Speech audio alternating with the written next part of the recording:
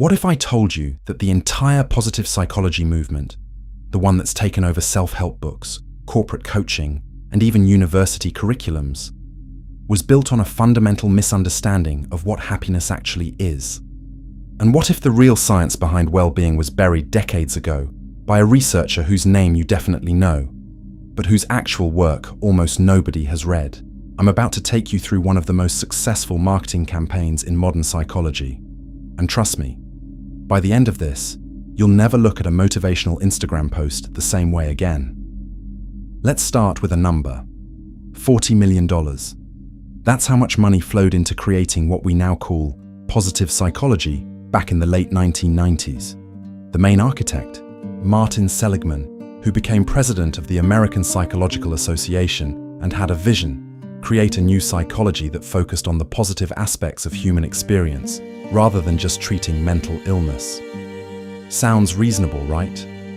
Who wouldn't want a science of happiness and human flourishing? But here's where things get interesting and problematic.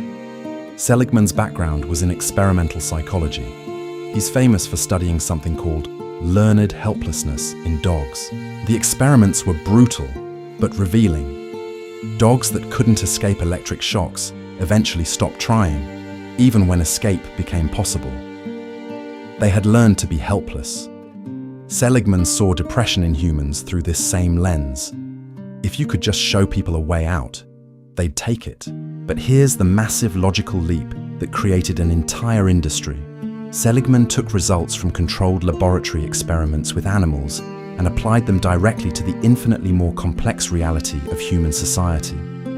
He assumed that if a dog in a box just needs to jump to the other side to escape pain, then a human in depression just needs to take similar simple steps to find happiness. Think about that for a second. A dog in a controlled environment versus a human living in poverty, dealing with systemic racism, navigating a failing healthcare system, or working 3 jobs to survive. See the problem? This is where positive psychology becomes not just unscientific, but potentially harmful. It places the entire burden of happiness on the individual, completely ignoring context, privilege, social structures, and plain old bad luck. It's the ultimate expression of just think positive and everything will work out, repackaged with scientific-sounding terminology and sold to universities, corporations, and millions of people desperately looking for answers. And here's the uncomfortable truth. Much of the funding for positive psychology research has come from the Templeton Foundation, an organization explicitly created to bridge science and religion, specifically Christianity. The founder, John Templeton, wanted to create what he called healthy competition between religion and science, just like the free market. This isn't conspiracy theory, it's documented history, and it explains why positive psychology emphasizes concepts like gratitude, forgiveness, and transcendence, values deeply rooted in Christian tradition, while presenting them as universal human truths backed by science. The irony? There was already a blueprint for genuine positive psychology, written in 1954 by Abraham Maslow. Yes, that Maslow, the one everyone associates with a pyramid he never actually created. His real work, particularly in a book called Motivation and Personality, laid out a vision for studying human potential that was sophisticated, humble, and culturally aware. Maslow wrote about self-actualizing individuals, not people climbing some hierarchical pyramid of needs, but people who had developed methods for observing their environment and adapting to it. He explicitly noted that self-actualization transcended class, wealth, and social status. He found that disadvantaged people could be just as self-actualized as wealthy ones, sometimes more so. And here's a quote that destroys the entire foundation of modern positive psychology. "I believe we can go beyond this. Great social and educational changes could occur almost immediately if we could teach our young people to abandon their unrealistic perfectionism, their demands for perfect human beings, perfect society, perfect teachers, perfect parents, perfect politicians, perfect marriages, perfect friends, perfect organizations, none of which exist, simply cannot exist, except for transient moments of peak experiences. Maslow understood what modern positive psychology refuses to acknowledge. Happiness isn't a destination or a state you achieve through individual effort. It's a byproduct of living in alignment with your circumstances, your community, and reality itself. But that message doesn't sell $40 million research programs. It doesn't create certification courses for coaches. It doesn't generate best-selling books with 5-step programs to happiness. So here's what actually happens when you study happiness across different cultures, something anthropologists have been doing for decades. You find that happiness itself is a culturally specific concept that doesn't even translate into many languages. In Peru, there's a community called the Matsigenka who don't have a word for happiness. The closest concept translates to physical health and functioning. When asked to describe a moment of well-being, they talk about doing physical tasks with their community. And here's the beautiful part. They describe not watching where they themselves step, but watching where their friends step, because they know their friends are watching out for them. In Maori culture, happiness is described as being among us. It's not an individual feeling. It's a state of communal participation. You're happy because you're contributing to and embedded in your community, not because you've achieved some personal goal.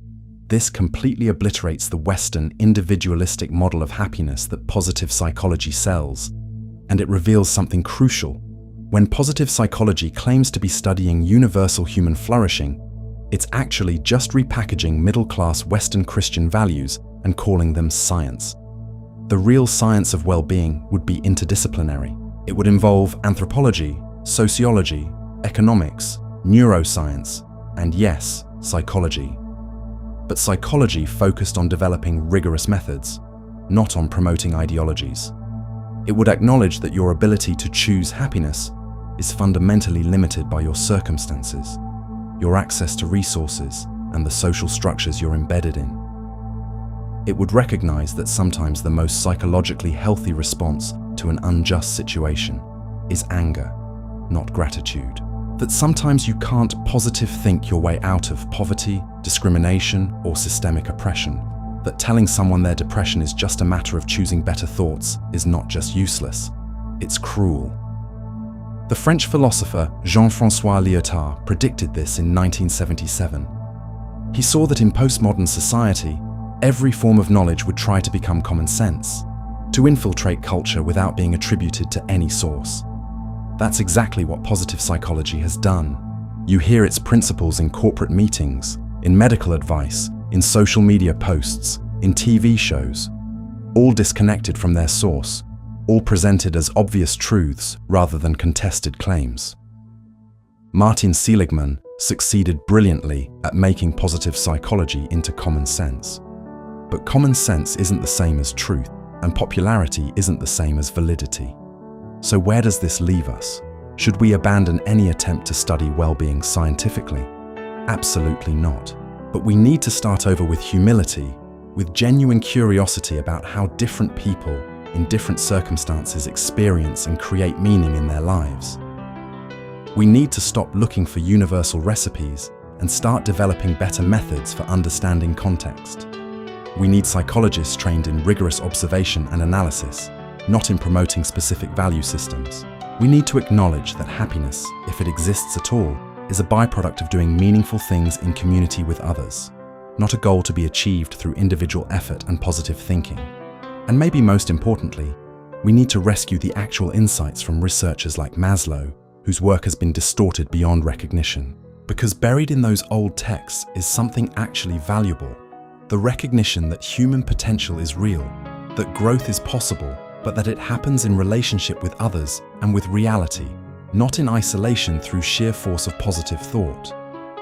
The next time someone tells you that happiness is just a choice, that you can manifest your dreams through gratitude, or that your depression would lift if you just focused on the positive, remember that dog in the cage. Remember that escaping requires not just effort, but actual pathways out. And remember that the most important question isn't, am I happy? But am I doing something meaningful, and am I doing it with others? Because in the end, that might be as close to happiness as any of us can get, and it might be more than enough.